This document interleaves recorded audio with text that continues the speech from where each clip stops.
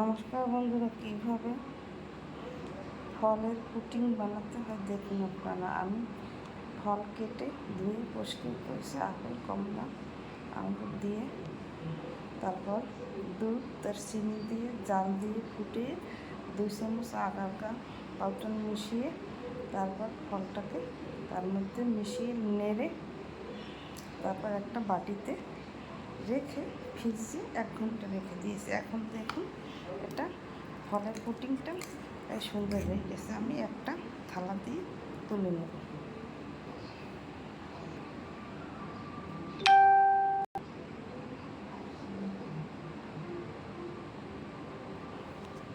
এই যে একটা থালায় পিট করে ফেরিয়ে নিয়েছি।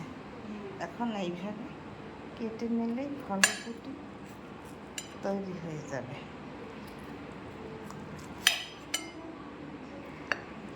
এই যে দেখুন কত সুন্দর পুডিং হয়েছে। এইভাবে আপনারা ঘরে তৈরি করে খেয়ে দেখুন, খেতে অনেক সুস্বাদু লাগবে। আমার ইউটিউব এবং ফেসবুক চ্যানেলটা লাগবে শেয়ার করে পাশে থাকুন। ধন্যবাদ, থ্যাংক ইউ।